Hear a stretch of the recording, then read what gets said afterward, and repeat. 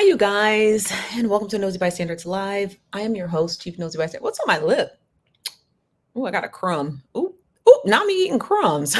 Okay, well, we're back, and hello, thanks for joining us. Okay, um, ooh, not my hanger being a paid actor.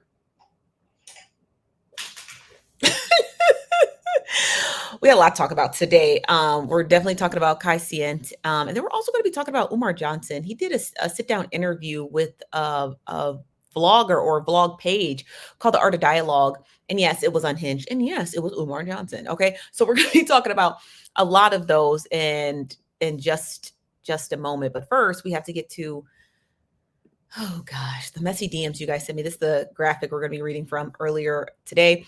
But first we have to get to the crap you guys sent me in my DM. So this morning, today, as I was getting my nails done, I said, let me check my DMs and see if they sent me anything. Maybe one day, fingers crossed, it'll be empty. It never is. And it's always some mess. We were just live on TikTok and a lot of you were expressing, oh no, we miss. You can't miss me. Okay. Save I miss yous. I love yous. I miss your face. Oh, your face looks so good. Save all of that for the next funeral you attend. Leave that away because one, I'm right here on YouTube. I've been here every single night at 5 p.m. Pacific, 8 p.m. Eastern, except last Saturday. So I've been here every single night. So if you truly miss one of your favorite creators, you will find them. You don't miss them. And for two, let's get to the mess that was in my DMs, and then we're gonna do our intro and see who's all in the building. Okay, so I got some DMs from you guys today asking, no, what are your thoughts on this stuff? And it was in regard to I'm going to be honest with you guys, and this might be a very short because I usually try to save at least 20 minutes for my DMs, 20 minutes in the beginning of the live stream for the DMs because the live stream's only an hour, and then the latter half for the news. For this segment for messy DMs, I don't really know what I was sent. I'm just gonna be straight up and down with you. I don't know what I was sent. It sounded like a melgamesh, which is just like stuff just swathed together of some mess between Hoover and Thanos. And then somehow Bella got added to the mix, which was also confusing. And the portion of the clip, I'll probably just describe the clip. The portion of the clip that I got was when Rose came to the panel. Now, Rose, who had attended the gala, stated that Thanos had issued some, T words to her, and she didn't feel safe if people were going to attend. So, in turn, his invitation or his ability to attend was revoked. And then the portion I got, the clip that I got, Rose had got on the panel. She sounded like she was getting ready to cry. Because she said that people were calling her paranoid, that Thanos indeed did not, threaten her or whatever. And she turns out, according to whatever the screenshot was of some messages to him and Hoover, he actually did. He actually did. And, but again, that's what happens on Messy TikTok. Unhinged men are often protected. The most unhinged people on Messy TikTok are the men. Even though the men only make up a small percentage of Messy TikTok, their personalities definitely shine through. And what a lot of people are not understanding is that most of these men are just a bag of garbage. They're just a bag of garbage, not all of them, but just the garbage bags, if you will. And those are the ones who are often protected. And those are the ones that are often highlighted and given platforms to spew their hatred nonsense, even though in this clip that I was sent, the nonsense was vis-a-vis private messages between Hoover and Thanos, but the threats were there. And so I feel really bad for Rose because, she wasn't believed, she wasn't believed. And you should always believe women, especially over a man. You understand what I mean? And so I really do feel bad for her. Yeah, more recycled stories, but you guys want my thoughts. So, but I do feel bad for Rose You know what I mean? And there's no like, oh, well, she always inserts or something. Yeah, you could say all those things about Rose, but at the end of the day, a man did say something pretty bad in regard to her and her safety. And that should just overwhelmingly be able to wash away everything that you think about Rose. If it can't, then you're a pick me. So like I just feel really bad for her because, like, that man, people just, I didn't realize how bad Thanos was. I met him once at the second gala. He seemed like a nice guy. But it doesn't matter. You know what I mean? Like he said what he said and he meant it. And so yeah, but the men like him are oftentimes like given platforms, given a chance to speak their turn first. And, oftentimes things that happen to women on messy TikTok just get washed away because the women who are the biggest pick me's have the greater platforms and they're dangerous. You understand what I'm trying to say? Like pick me women are incredibly dangerous because they often um lose sight of what's important in order to propagate the patriarchy, right? Like, oh, a woman saying she's being, emotionally harmed by a man, but the patriarchy. Oh, a woman says that this man scares her and terrifies her, but the patriarchy. Like they always tend to put the patriarchy first. And typically most pick me women are oftentimes single. Like you never really hear a strong, independent woman who's married supporting pick meism because they don't have to, you know? They often don't have to. And so it's usually just the single women who are very much like, if I hold on to these tried and true, beliefs, then maybe I'll get picked. But oftentimes it's really dangerous for women. That's why the phrase "a pick me will get you unalived" is true because they will. Pick me's are the type to leave you at a bar by yourself, and they're like, "Well, you shouldn't have got drunk, so I'm leaving." Or oftentimes they'll leave you at a nightclub because a man said, "Oh, you're pretty. You want to go back to my hotel?" Sure, but she leaves you stranded at a nightclub. Pick me's are very, very, very dangerous.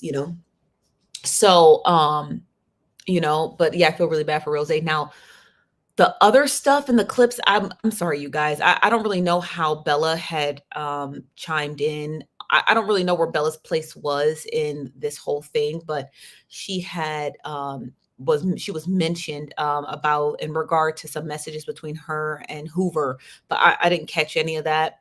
So I guess it's really up for the TikTok screens to decide how y'all are going to deal with that. I don't really know what that was about. I don't know if it had anything to do with like her messages with like breaking. But again, I think every day that I cover messy TikTok for you guys in our first 20-minute segment, I think more and more and more um like you guys and I appreciate it. You guys are sending me less and less clips that make sense. And it's not, and this is not in a way to be like, it's up to you guys to send me the proper clips to make sense. No, I actually appreciate these out of order clips that make absolutely no sense, because then it's just easier just to be like, hey, this is what I got. This is what I think. That's it. And so I appreciate the lack of messages that are coming in that make these clips make sense. None of them make sense. None of them do. Again, more recycled stories, more victims of a man, more pick-meism, and then somehow Bella just gets thrown into stuff, which again, we said this yesterday. I was like, I have no concept of what Bella has got going on, but her name just keep getting drawn into stuff and with no context. So, and then Bella, you know what I mean? It's like story, sprinkle Bella in it, and you're like, what was that? No clue. No, absolutely no clue at all. But let me get some of your comments, and then we'll just continue on this conversation. You guys got 10 more minutes for this. TikTok was a mess per usual. Ghetto games. That's right. B dot. This from Andrea said, getting me through my last 30 minutes of work. Hey, Nosy, how you doing? This from Kimberly said, make sure you like the live before you leave. Yeah, please don't. If you're gonna leave and just step out, don't leave yet. Just smash like button on your way in or out. This is from is it not Janesta? Hi, Janesta. This is from Andrea again. It says, I had to come out of TikTok for a moment. Yeah, a lot of people did. A lot of people did. It's just it is. Drew said, it's a mess over there and I just left. A lot of people seem to be leaving. It's from Kimberly again. It says, it's too much nosy. Just leave it alone. Yeah. Apparently, Kimberly, it seems like a lot. I don't really understand the context of what's going on. And it's just like,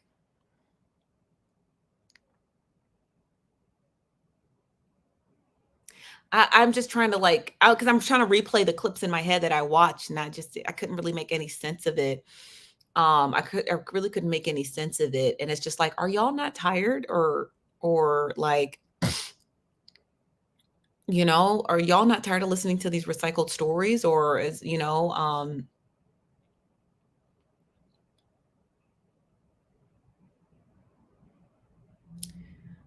don't know.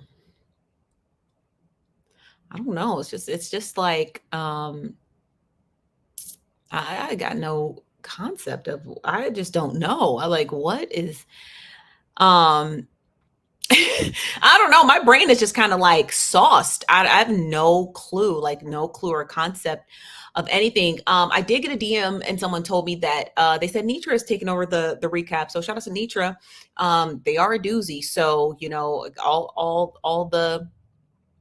all the best to her and Godspeed. You understand? Because it's a lot, and I'm not even joking to you. It's a lot, and it will take a toll on you mentally. Because you're fighting people and you're also covering mess. So it's just like it's kind of like a two-way street, but you got to drive down both of them with one car, and so you oftentimes miss stuff, or you pay too much attention to this road when you should have been on this road, and so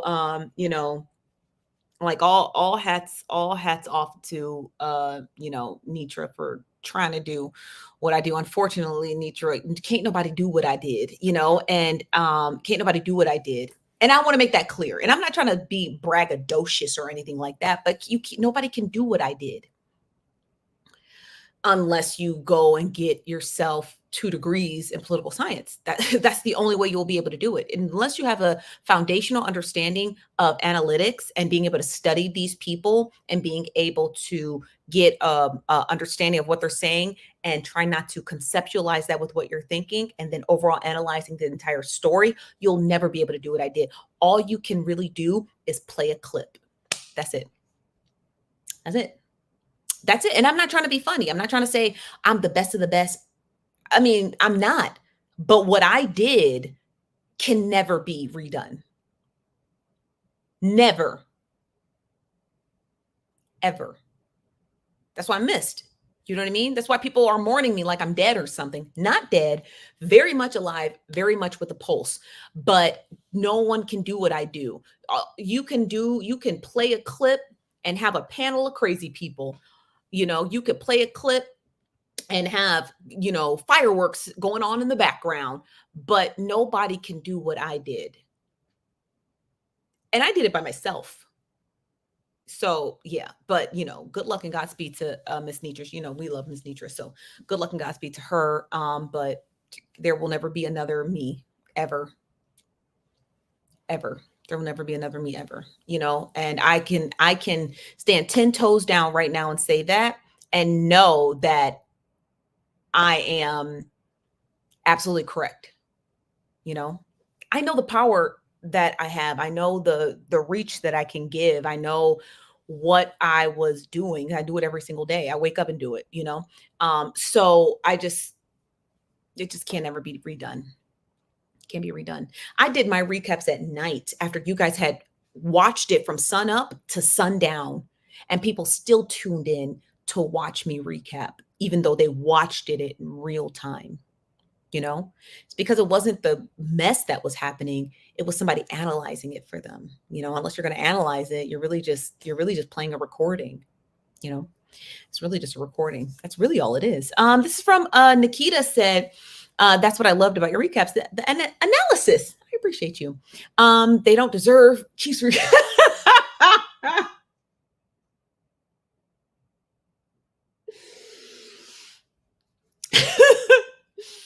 Kimberly. Thank you. This is from Andrea saying, yeah, it was your analysis for sure. Yeah, and I think that's what it is. I think it's brought a little bit of razzle dazzle to the situation, and I respect anybody who's trying to do what I did, but you can never be me, baby. Big baby. You can be me, big baby. Can't nobody do me like me. I'm one of a kind, you know? I'm one of a kind. I'm one of a kind. All they can really do on messy TikTok is just replay my YouTube. That's about it. That's it.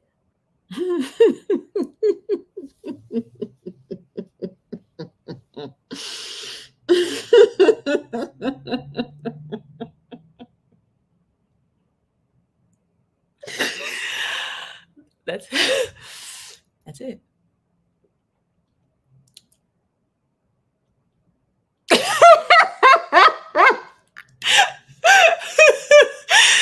the cameras. Cut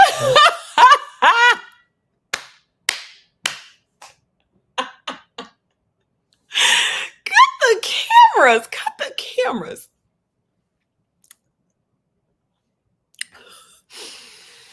Okay, let's get to this first story real quick with Kai Cient. But first, let me see who's all in the building, you guys. Thank you for listening to my 16-minute monologue about absolutely nothing. This is me.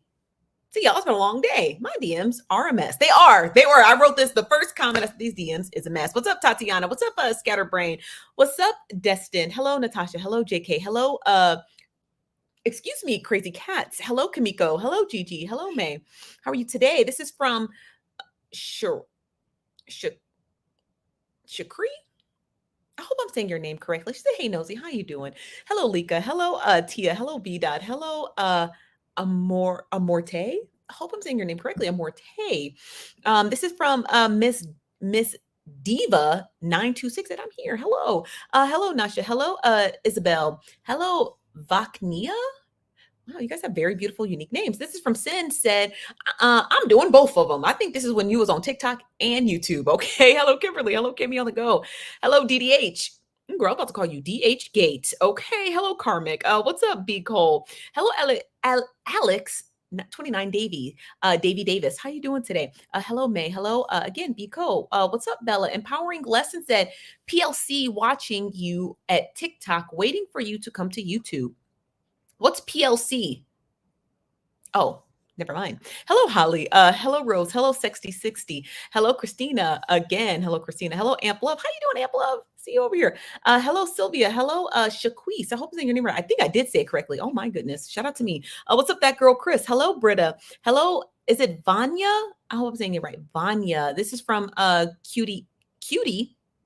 Just cutie. Hello, Kimberly. Again, hello, May. Anybody here from Facebook? Did I just see anybody from Facebook? This from Becca. Hello, Becca. Becca, what's your TikTok username? Let us know. Hello, Drew. Hello, unknown baddie. Hello, Kimberly, for the super chat. Thank you for the super chat. I appreciate that. Is it Chetney? Hello, Chetney. Hello, V Dot. And if I missed anybody else, my apologies. I really want to get to this Kai Cient story. But again, hello, everybody, for coming into the building. Hello, Alexis at Face. Thanks. So Kai Cient, he is a streamer, Twitch streamer. He just got this big deal. His clip is going to be quick. It's just going to be me cussing him out on behalf of everybody on the internet. So Kai Cient, he had got this brand deal, this brand collaboration with McDonald's, pretty big brand collaboration where he tried to freak the menu into whatever he wanted to create, which turned out to be a Big Mac with McChickens. And he does this big brand deal. And at the time, everyone's like, oh, cool. But then other people were like, oh, wait, we were supposed to be boycotting McDonald's. We're supposed to be boycotting McDonald's, Mr. Kai Cient. So what are you doing? You guys already know he's a sellout, so it didn't even matter. So when he had dropped the brand collab with McDonald's, obviously the internet, lit him up for what it was, because again, he's nothing but a 4-foot tall sellout. And that's okay. You could be a sellout, but don't be a sellout in our faces, and definitely don't be a sellout to dying children in Palestine. The reason behind the boycott is because early on, sometime around October of last year, when the ceasefire had ceased, right?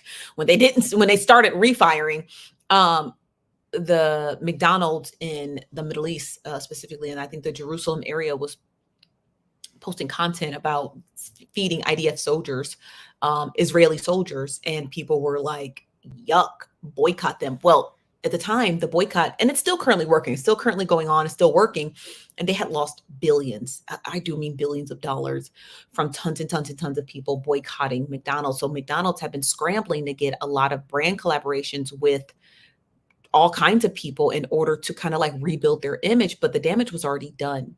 So when people had saw this, I can't remember which way this graphic is. I think it's this way. When people had saw that Kai Cenat did a brand collaboration with him, people were like obviously thoroughly upset because like you're black, or he's not black. I think he's Caribbean of some sort. I want to say he's Haitian, but I really want to say he's like Jamaican or from like Barbados or something like that. But he's a Caribbean, he's a dark-skinned black man. And so people were really upset because they were like, well, why are you doing a brand collaboration with some place that is like promoting, helping, slaughter Palestinians? Well, of course he didn't say anything because he's a sellout. But we already knew he was going to be a sellout when he had went on that like long rant and rave when he was like, I don't want to sit down with Kamala Harris. Her campaign reached out to me to do a stream with me. And Kamala Harris's team was like, we don't even know who you are. And for two, we actually never said we were going to sit down and talk with you. What are you talking about? Turns out that when Joe Biden was running for his reelection, he wanted to see about, it was only an issued memo. Like, hey, should we sit down and talk with some of these streamers? Kai Cenat's name was on there, but never got reached out to by anybody. So when Kamala Harris's team put out that statement, said, we don't know who this kid is. What? He shut the fuck up, as he should, right? Because again, you're just a 4'11". I'm gonna be honest with you. Like, I didn't know who he was until he made that very loud, annoying video about Kamala saying, oh, I don't do politics. Everybody know I don't do because you're a sellout. Sellouts don't do politics. And it's not about politics. It's about the livelihoods of people. Calling people's lives politics is to downplay what's really happening in America. Do you understand what I'm trying to say? It's what's really occurring in America. And I really think it's pretty gross and disgusting, but kids will be kids, because if you think back at the people that we all propagated, who are probably terrible people now, look where we are, right? So kids, Gen Zers, I don't want to like shit on them like, oh, how can you guys support him? Because think about the people we supported when we were young millennials, you know what I mean? Young Gen Xers, young boomers. We probably support a gaggle of terrible people, like hindsight looking in, right? So I just wanted to just kind of do this story really quick because it wasn't really much to it. But yeah, Kai Cenat is a bum. He's always been a bum. He's just another black or Caribbean person. I don't really know what his Haitian Jamaican descent. Yeah, okay. Thank you very much, Paradise. These people, again, the colonization is really, he must have been on his side of the island. And so they don't think that they have any like they grow, most of these individuals who are not black but look black, right? They're not African American, right? They're not us, right? They oftentimes will grow up in these households that disparage African Americans, right? People born and raised in America whose lineage comes from slaves, right? And their parents could be of Caribbean descent or African descent and things like that. It's a diaspora war. And so they grow up thinking, oh, well, my parents wouldn't have this plight if they had their green cards. My parents wouldn't have this plight if they were US citizens. African Americans are so lazy. Like, they grow up thinking that. So when they make it to something, they oftentimes treat us how that rhetoric that goes on in their households. Like, well, if I was a US citizen, we wouldn't be hungry. We wouldn't be doing this. Well, it ain't got nothing to do with us, right? But oftentimes they leverage that on Black people because they think that Black people, and this is true. I went to college with a ton of individuals from West Africa who are going to school for med school, or they're going to school basically to get to be able to leverage their student visas to get citizenships. A lot of them ended up going to the Army. A lot of them went to the Marine Corps. My good friend Afia, she went to the Marine Corps to get her U.S. citizenship.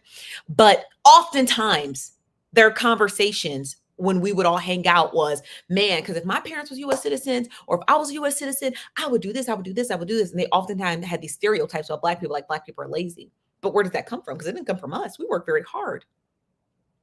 So it has to come from their household, right? It's a diaspora war, but that is the deep-seated portion of the diaspora war. When you oftentimes see it on the internet, they will talk about, oh, well, do you know where you're from? They think that's a running joke. They think that's a running joke against individuals who grew up in the Caribbean or parts of Africa or Belize or things like that, or South America, stuff like that. They think, oh, asking an African American, where are you from? Like, where's your motherland from, is a dig to us, and thinking that we're going to respond back like, oh, do you know where your green card is? You know what I mean? Like, we're not going to say anything like that because we're not ignorant. We don't have those.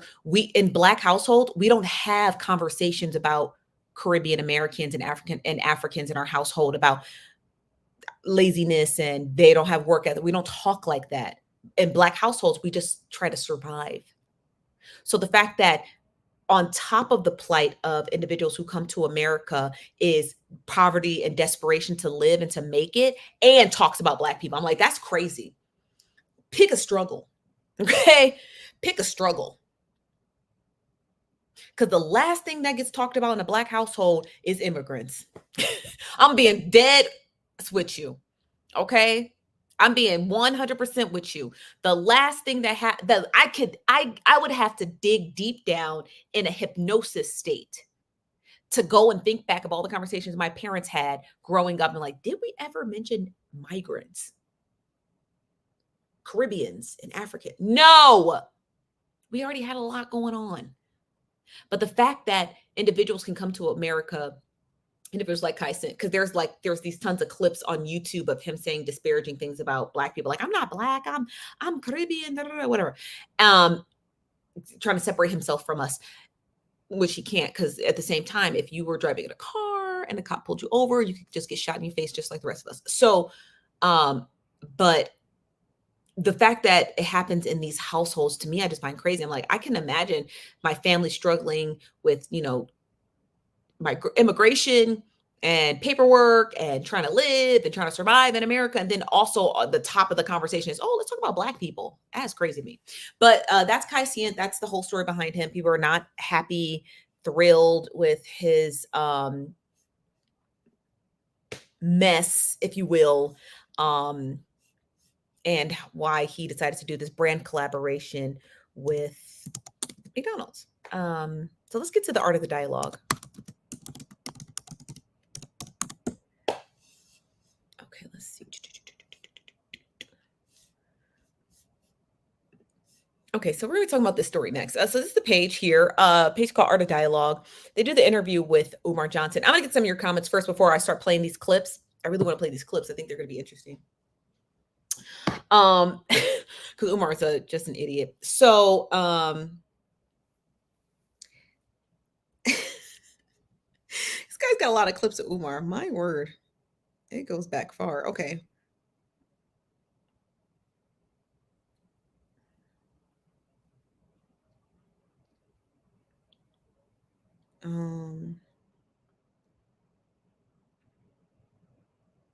Okay, so I got the clip. Okay, let me read some of your comments about the last portion we discussed. And please, you guys, if you can, if you just came into the building, hi, welcome to Nosy Bystanders Live. I'm your host, Chief Nosy Bystander. Please make sure you guys smash that like button. Okay, let me get to some of your comments. This is from Blashed by Brandy. He said he was adopted by white people, right? What? You lying? Was he? No way. Umar cracks me up. Ciao. This is from Miss Benita. She said they all immigrants until they had that ninja moment. Then that'll all kumbaya. And then they're all kumbaya. Yeah, I know. I totally agree. This from Nia said, so true. We don't care. I always educate them on real Black history, remind them why they came here instead of staying in their countries. Most are just uneducated and brainwashed. Yeah. And the crazy part is the most of them who be saying this crazy rhetoric, they be at university saying this. I'm like, are y'all crazy? Are y'all crazy? This from Alexis says, I hope everyone in Florida is safe from the storm. I hope so too. That storm looks insane. This is from Unknown Baddie said, girl, not one time did we talk about migrants in Black households. This from Nia said, they were raised that way overseas. Even in Africa, they hate us. Really? That's why I don't want to go to Africa. Amongst other things. This from Mrs. J said, we are all Black. My ancestors just got dropped off in the Caribbean. That diaspora argument is wild to me. It is so wild to me. And I've been to the Caribbean. It's so wild to me. I cannot believe people are still having diaspora wars. Like, We're never going to be free. As long as the man can continue the diaspora wars, Black people, people of color, and individuals of all other colored descents, that includes Latinx community, the Asian community, and so on and so forth, will never be free. Will never be free. That's why I'm more of a nihilist. I will consider myself to be a nihilist. I don't think we'll ever be free. Ever. You cannot make me believe that. Like, oh, no, never. And I have a degree in political science. So I just don't ever think that. I don't ever think we'll be free so long as the diaspora wars continue. So long as Africans continue to think it's funny and cute to ask African Americans living here in America, where are you from? Right? We'll never be free. So long as in migrant households and communities, they continue to have conversations about Black people and not in the good way, we will never be free. So long as Black people continue to push the rhetoric that migrants are stealing from them too, we'll never be free. We'll never be free. So just get rich. That's it.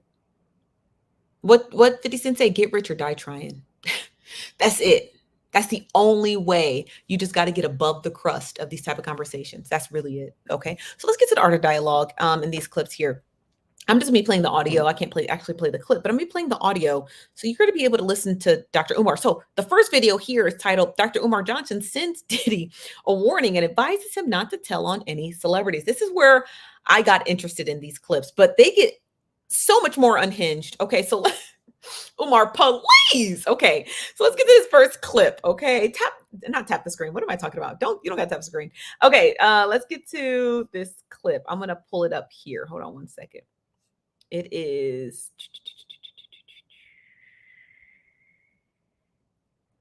where is it? I think it's this one here. Okay, so this clip here. Hold on. This is the clip that we're going to be playing here. Okay, volume up, y'all. This man is so funny. Okay, is it this one? Okay, yeah.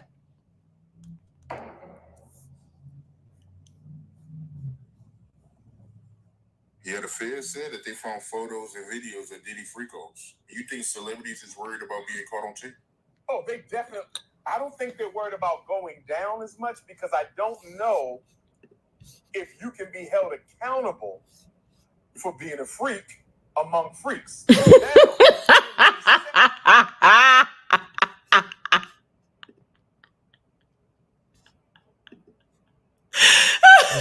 Right out the gate, he sound crazy. Okay, I'm sorry, y'all. I gotta rewind it back. I got to rewind it back. What?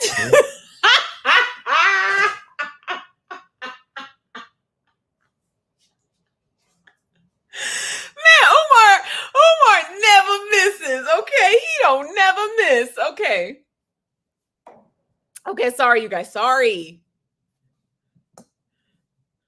Yeah, the Fed said that they found photos and videos of Diddy freakos. You think celebrities is worried about being caught on tape? Oh, they definitely.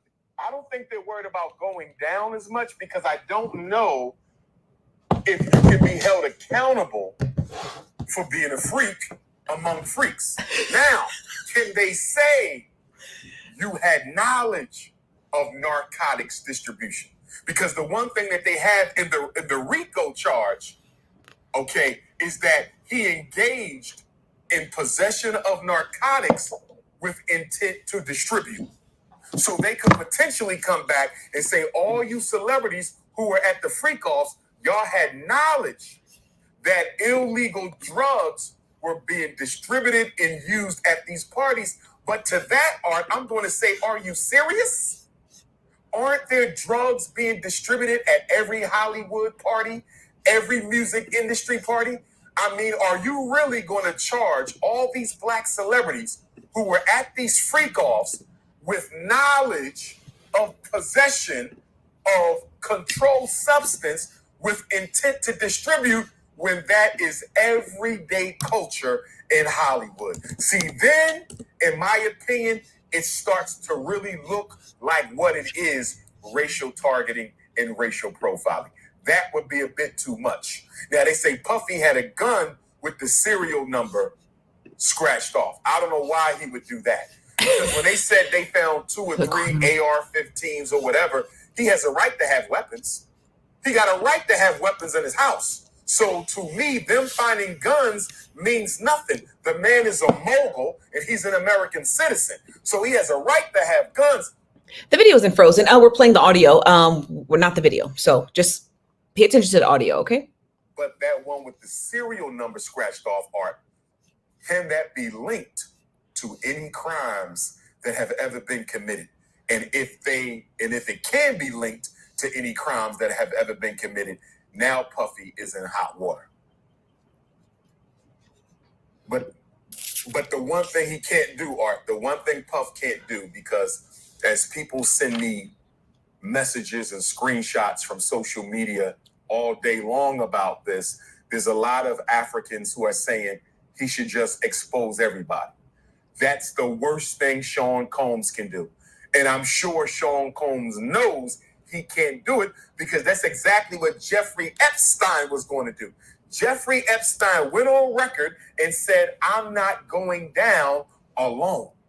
So that's true. You say that automatically means that you're about to take somebody down with you. Donald Trump was on that plane, allegedly. Bill and Hillary Clinton was on that plane, allegedly. A whole bunch of people was on those Jerry Epstein planes. So they killed Jerry Epstein. He was murdered. Not Jerry. And they called it a suicide. And if they can do that to someone as powerful as a Jerry Epstein, imagine what they can do to a Sean Puffy Combs. So I think Puff knows he cannot bring nobody with him. He cannot expose anybody at all. The best thing he can do is wait until he gets out. If he ever gets out, do a tell-all movie and a tell-all book, and that'll probably make him a billionaire again. That's the only way I see Puff getting out of this, if in fact he is convicted. That's interesting. Puff called me right now. Hold on. And that's an interesting statement. I just paused it. That's an interesting statement from Umar. We're going to get through this whole interview because I thought the whole interview was interesting. Even though I only posted one clip of it, I thought the whole interview was interesting. But he has a point, right? Like, should Puff snitch? You know what I mean? I don't know. I just had the strong sense in my tummy that he'll be, before any of this even comes out, we'll just be back at square one like we were with Epstein. We'll be right back at square one. You know what I mean? And that's it. And then we're going to start all over again. And you're just going to have to wait for another 30 years for another set of freak offs to happen. And then boom, you're going to get your story. But up until then, I just don't see that happening. I don't see that happening at all. I just think that I think Puff will be gone before then, long gone before then. I don't think he'll make it to trial. I know it's just like, because my hopes were up there for Epstein. They were up there. I was like, finally, we're going to get some reciprocity for these victims. And then he went and, so I just have the same inclination for Puff. And then they're saying, oh, he's not eating any of the food because he's worried about being poisoned. No, he's not eating any of the food because they're not serving any to him. That's what I think. I don't think he's avoiding it because, he's going to get sick and because he's on this high, like, celebrity diet where he just can only eat certain foods. No, I don't believe that at all. I just don't think they're feeding him. And I don't think Puff is telling his attorneys either. Because I think they said, if you tell your attorneys, you're a goner. So I think he's just like, no, I'm just not eating the food because, I just don't want any. I don't think they're serving him any food. I think they're just trying to, that's just my conspiracy theory, Said, Dr. Umar, I'm thinking about exposing these white folks. The only reason why I'm in here is because I sued Diego. I embarrassed them. I humbled them. They were forced to settle with me out of court.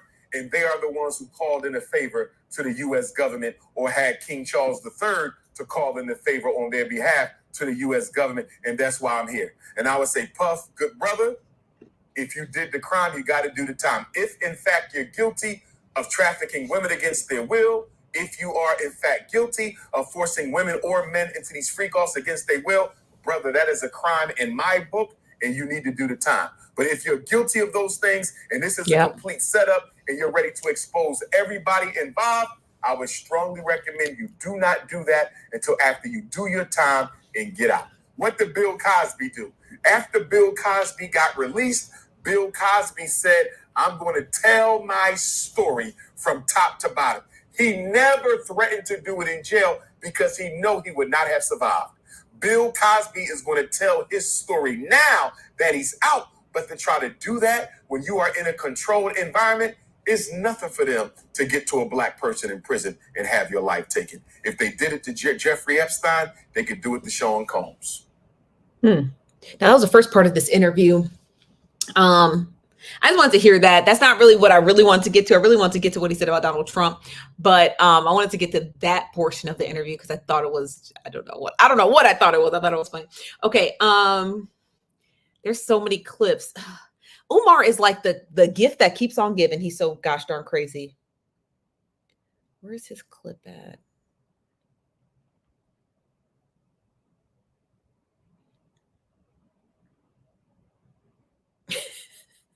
Not him going off on child support, honey.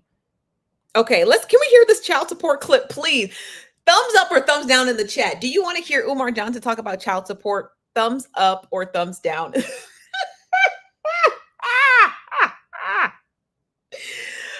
Man, please, Umar, please. Not child support.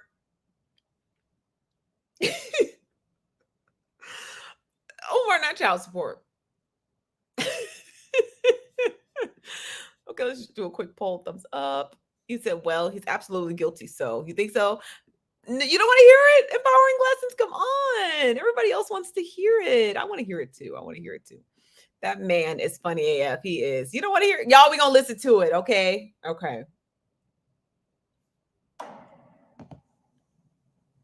Y'all better be glad I got YouTube Premium. That's why there's no commercials. I got YouTube Premium so y'all can hear the full clip. Yeah, that's a good point, man. But I want to ask you about Tyrese. Are you familiar with his child support situation? Somewhat. I met my good brother Tyrese and had a chance to hang out with him in Atlanta before and had a good time with the brother. He's a real good brother, conscious, cares about the race. I'm not intimately concerned with the situation. I did read, though, that when he was arrested, it was partly due to the fact that he had a shoot or a premiere or something to do with his latest movie. And by the way, brother, if you ain't seen Tyrese's latest movie, I think it's called 1992, is it? Yeah, I heard it's real good, bro. It's good, brother. I went to the movies to see it. Everybody go to the movies, support our brother Tyrese, go and see 1992. The movie, the backdrop is the Rodney King riot. That's all I'm going to say about it. Very good father-son themes, black father-son themes, and very good racial themes as well. Go see 1992. If you can't see it at the theater, make sure you stream it on one of the platforms. But that is a must-see movie, and I think Tyrese should be nominated for an Oscar, a BET award for his role in that movie, without question. But I believe he could not fulfill his obligation to court because of a pre-existing obligation that centered around the release of that movie. And so he subsequently was arrested. You know, this child support thing, Art, and we talked about this last time, but this child support... Let me just let him finish. Thing, it's out of control, brother. You cannot let a woman destroy a man's life financially because the relationship is over. I mean, I think black men need to organize, and we, had this dialogue. Black men need to organize and force a change in legislation regarding child support. First of all. Hold on, Umar. Now, pump the brakes, Omar Johnson. Pump the brakes. Is you on child support, Umar? Because it's given very much on child support. Because I know plenty of people on child support, including women, who pay their child support and don't bat two eyes about paying it. What is this rhetoric? Just get a second job. It's really not a hard concept. It really isn't. I swear to you, I promise you, it isn't. It's not a hard concept to get a job and get two. Let me read some of your comments. I know he fucking lying. Okay, no, yes, Nia, yes. Kimberly, I know this from Sharon Dukes said that young man is not a sellout. He has his own mind. I think you meant to say his own mind. I wish more people would. So many people are pick me's. He's grown. He can make his own decision. He do more for the community than most. Stop. Okay, how you doing today, Sharon Dukes? I don't think I see you over here, but let me put something into perspective. And I think you're commenting on the Caicient clip that we had played earlier in regard to him being a sellout because most people around the globe are boycotting McDonald's, and he had did a brand collaboration with McDonald's. So Sharon, because I don't know if you're new over here or anything like that, so I don't want to disrespect you by saying, "Oh, you must be new here," but you must be a damn fool to think that you was going to leave this long ass motherfucking comment that we wouldn't see it. Now look here, Sharon. I don't know what side of the fence or what side of the street you came from, but I'm gonna ask you and your blonde hair, which is what it looks like, to take that shit all the way back over there. We don't give a fuck what you think about Caicient, that 4 foot tall, selling out ass nigga. Okay? We don't care. When well over 47,000 individuals, including more than 10,000 children, have died in Palestine, while McDonald's was supporting the genocidal maniacs slaughtering them.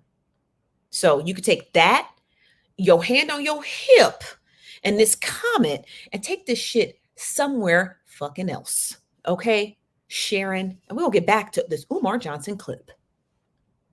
If I can't see my child, you don't get my money.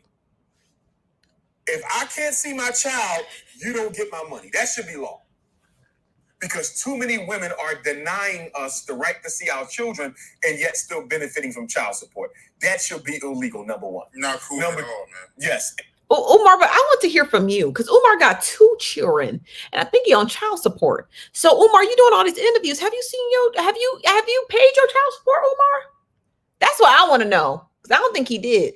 And women should be forced to account for the child support too, because I know a lot of fathers who pay child support and they still have to take care of their children after they pay child support because the mother of the child is using child support on herself and not necessarily the children. So yes, child support should go on a card. It should go on a card, Art. And you have to use that credit card for all purchases for the child. So that way, if the father wants to, Art, I should be able to log into my child support folder, my child support online profile, and I should be able to see what you're buying with my money. What is wrong with a black father logging into the child support database, going to my profile and seeing that she bought my daughter some shoes, she paid for swimming lessons, class pictures, they went to the movies and dinner. I should see how my money is being spent. And not all black women are guilty of misappropriating the child support. I don't want to say that they're doing that, but I do know a sizable proportion of black women are guilty of misappropriating the child support. That's not fair. And it needs to be a special law for celebrities, Art. There should be a ceiling on child support for celebrities. If your income bracket is at a certain level, and I can't predetermine what that is because I would need to think about that deeper, and I'm not a millionaire, okay? But there should be a predetermined income bracket that if you are at this income bracket or higher, you cannot be forced to pay more than this percentage of your earnings.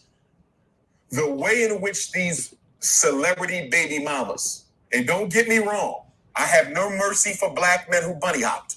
If you bunny hopped and got stuck with a child support situation, I have no mercy on you because you should have never dated outside of the community. I want to be very clear about that. But for the brothers who are dating within the community, these women should not be able to get $25,000 a month if you can't afford it. $50,000 a month if you can't afford it. What can you possibly do for a child that's only 5 years old, Art, with $25,000 a month. If you have a baby by a high profile person, that baby must, just outside of the norm of what you're going to be awarded in child support, that child has to be protected because there are crazy people out there. The child has to go to a private school. That child has to probably have a driver. That child has to live in a gated community. So depending on the person who landed their seed in you, that child has to be afforded those things for the protection of the child because one of the party members is high profile. Why don't people understand that? Like, oh, she getting $40,000 a month of child support? Yes. And about 20,000 of it is going to go into the care for the child, depending on how high profile the relationship was. Help me. And sometimes that's not even enough. Sometimes it's not even enough when you have capitalism at play. You don't think private parochial schools from elementary school to middle schools to high schools know that the students who are going to be enrolled in their school, their parents aren't high profile? You think the individuals who are running and building these private boarding schools for people are like, oh, well, maybe some of the kids might be rich, but we don't know. They know exactly who is going to be enrolled in their school. And those enrollments change every single year. Every year, they're looking at their targeted neighborhood. They're looking at the increase of the income in the neighborhood. And they're like, oh, well, 48 more millionaires moved into this neighborhood. And they're all aging between 30 and 40. They're probably got kids or they're probably going to have kids. Let's increase tuition. That's how that works.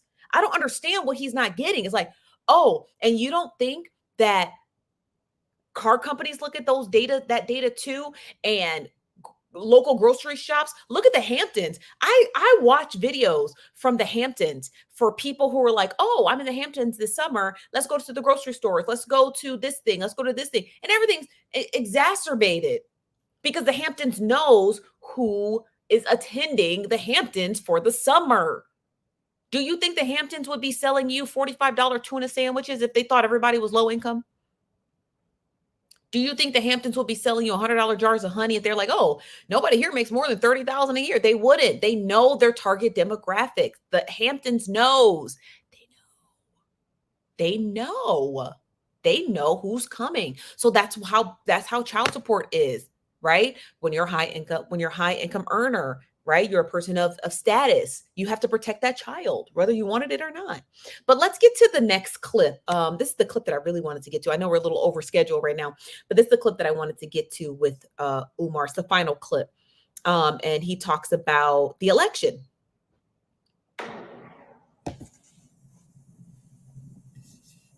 He is not thinking I that. definitely agree with you on that. But how do you feel about Trump's second assassination attempt? I believe that both Donald Trump assassination attempts were staged I agree. to improve his popularity, Mm-hmm. to improve his popularity, Mm-hmm. and to rebrand him as a victim and not a perpetrator. If you notice, He ate with that little one because I agree with Umar. I do agree. I don't care. I know his attempts have a bad rap, but I don't put anything past Donald Trump. I don't put anything past him. ever since the first assassination attempt, there has been almost no conversation on January 6th. Oh, clock it. There has been almost no conversation in Donald Trump initiating a riot in the nation's capital. No conversation at all. That was the purpose of these assassination attempts, to make Donald Trump look like a victim of crime and not a perpetrator of it. And they have done a very good job doing so.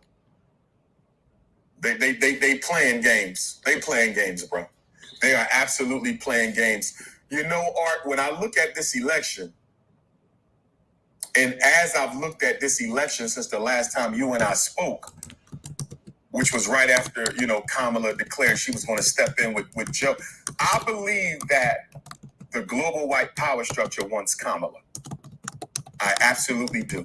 The Democratic agenda is so in alignment with the one world order Everything from the LGBT to the kids to the COVID, all of that is in alignment with what they want to do. The problem is Donald Trump is so popular. See, Donald Trump is a nationalist, Art. They don't want a nationalist. They don't want someone who's looking out for the best interests of America. They want someone who's looking out for the best interests of the global elites. And that is the Democrats. The question is, are they willing to cheat Trump out of the election and risk a full-scale revolt by poor white America? That's the question. That is the question. Are we willing to risk a social catastrophe if Donald Trump is cheated out of the election? In my opinion, Art, I believe he's the front runner. Even though they're reporting that Kamala has a slight edge, I'm not buying it. I believe Donald Trump is the front runner. And I believe he won the last election. I believe he beat Joe Biden, but got cheated. And it don't make a difference to me who wins because none of them care about black folks. I want to be clear about that. But I believe he beat Joe Biden. If he gets cheated again, I don't think white America takes this lane down. I cannot. Everything he's saying is very layered. So I just want to kind of break it down a little bit. So he first says that Donald Trump was the front runner. And then he says that Donald Trump was trying to obfuscate being talked about in the news cycle about January 6th. But then he says, well, I also think he won the 2020 election. So then if he did incite whatever happened on January 6th, then wouldn't it been his right to do so if he had won, right? If he had technically won, but he didn't win. He won the popular vote. No, he didn't win the popular vote, did he? In the first election in 2016, he won the popular vote. No, he lost the popular vote, but he won the Electoral College. And this time he lost both. He did. He lost fair and square. Right? Period. But Omar Johnson is correct where he does talk about if Joe Biden or if Donald Trump loses this election, how will poor white people react? I don't think they're going to take it sitting down. I don't, you guys. And I'm being really honest with you. I don't think they're going to take it sitting down. And I actually agree with Umar on that stance. I don't think Donald Trump won any election except 2016, which I think he cheated. But I do think that if he loses this election, then I do believe that he is going to have a swell up. If he loses it, he's going to have a swell up of crazy people. And I'm promise you this much. After the election, I'm locking in. I'm not going outside for a week. I've already made that promise to myself. I'm like, I'm not going outside for a week. I'm not going to be seen anywhere outside as a person of color for my safety. I don't feel safe because if he loses, it's going to be a mess. It's going to be a mess. And so I'm not going to be anywhere outside where, where people can see me. Okay. But he continues. Umar continues. See white America taking this laying down if he gets cheated again. The question is, are they willing to risk a civil war, a potential civil war in this country if he's cheated again? That's the question. Brother, when I watched the presidential debate between Kamala Harris and Donald Trump, which was a complete joke, when he said the migrants are eating cats and dogs, I thought he was talking about the Latin migrants, which was still inappropriate, mind you. Still Umar, stop. Okay, so you stand in either way. Yes, agreed. Yes, as from AB said, Harris ran 4 years ago. There's a reason she dropped. She dropped because she didn't have the support of the DNC. So when you are running for president, you actually need both of those two powers to be able to fund and back your campaign. So she was going to get small dollar donations. She was going to get this, and most candidates do. Every time you win a primary, you kind of move up, and so does funding. So when Kamala had dropped out of the race, according to you 4 years ago, then that means that she was losing money to campaign, and that's normal. It's like any race. If you and I we're going to do, me and you, AB, we're going to run a marathon, but I'm the only one getting supplied water after every mile, there's a good chance I'm going to outrun you. And you're not being supplied anything, there's a good chance you're going to stop and leave the race. That's just a race. It has nothing to do, it's not conspiratorial. She just ran out of money. Do you understand what I'm trying to say? So it has nothing to do with, oh, she dropped out for a reason. There's a conspiracy. There's no conspiracy. When you drop out of a race early as well, specifically talking about a general election, it also allows you to be able to play the field. So you can look at who's going to be the front runner and you can actually give your support. You can get the people who are door knocking for you. You can get people who are calling for you, and you can give your actual campaign support to the candidate so you can secure a position on their cabinet if they win. Turns out Kamala played her cards right, and she was able to secure the VP slot by the swell up of support she had given to Joe Biden, and her just doing some back end deals like, hey, let me see who I can talk to. I'd love to, schmooze. It's really just a player's game, So no, Kamala dropping out, there was no reason. She just didn't have the funding. She didn't have the backing to continue going. And we don't also know that Joe Biden's team could have been like, hey, if you guys can get Kamala to drop out, let her know. I could consider her for a position in the cabinet. So some candidates like, oh, heck yeah, I just want to get in the White House. I don't care. So some people will drop out inadvertently because they're just like, hey, I'm going to get a position in the cabinet. So I'm going to fucking drop out this race. I ain't got to waste another time campaigning or nothing. Do you understand what I'm trying to say? So it's always like a player's game. This from B. Cole said, these people are so for Trump here, y'all, and will let you know that they're teaching their small children to hate and that Trump is the way to go. These are some of the things they say. Yeah. And I would totally be inside the house. I wouldn't be dealing with these people. This from AB again said, no, it's because she kept flip-flopping on her stance. It doesn't matter what you think the reason she dropped out for. There are back-end reasons. She dropped out. She became the vice president, which means that she was wheeling and dealing for that ticket. It doesn't matter. If you don't live in DC and you've never partaken in the game of politicking, then what you're saying is null and void. It's null and void. It doesn't matter why she dropped out. Oh, she was flip-flopping. Oh, she ran out of money. Oh, she was, whatever. What does it matter? She dropped out. She became the vice president. Sounds like it was a good reason she dropped out. Okay. This is from P said private school tuition is no joke. Absolutely not. This is from Kimberly Lee said the DNC thought they were getting Obama 2.0 with Biden and he fell short. No, he didn't. No, he didn't. No, they didn't.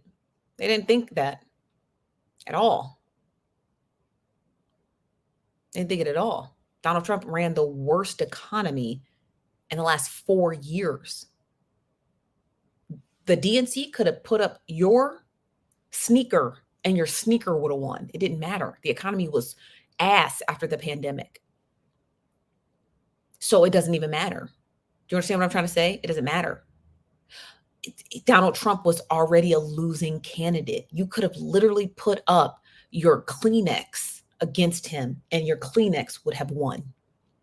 He was just really bad. He was just a bad candidate. As from AP said, it happened to Elizabeth Warren. She kept flip-flopping. Okay, honey, I think we're done reading your comments. As from 50 Shades said, if you don't have money, you're not making it. Ask Bernie Sanders. Bernie Sanders had the money.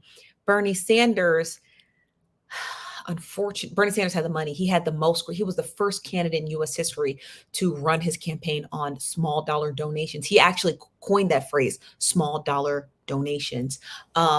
It wasn't that. It was I'm sure you can find a documentary on why Bernie Sanders lost his candidacy. But to me, in my personal opinion of analyzing his campaign, it had a lot to do with him conceding too early in a lot of the primaries. He should have never conceded at all. And that he did the same thing in the election in 2020 when he conceded to Pete Buttigieg. He should have never conceded Iowa. He actually won. So there's a lot, and I hate that Bernie Sanders isn't just like a fighter, but he conceded too many primaries where he was winning. But you guys, that's all that I have for you today. We'll be back tomorrow at 5 p.m. Pacific, 8 p.m. Eastern. Right tomorrow. Wait a second. Tomorrow, I'm going to a presidential campaign. So campaign rally. I'm going to a campaign rally tomorrow for the Harris administration. So I will not be here tomorrow, but we'll be back on Thursday. Actually, we could come back tomorrow. We'll just have to come back tomorrow early. No, or we'll have to come back tomorrow. No, we'll come back. We'll come back Thursday. We'll be back Thursday at 5 p.m. Pacific, 8 p.m. Eastern, right here at the Nosy Bystanders Live. I'm your host, Chief Nosy Bystander. You guys, if you can tap the like button before you leave, don't be ignorant. And I'll see you guys again on Thursday. Okay. Please make sure you follow us on Instagram, Facebook, and TikTok for all the current news and all the Umar Johnson mess. Okay. I'll talk to you guys later. All right. Bye-bye. Did I hit end? Nope.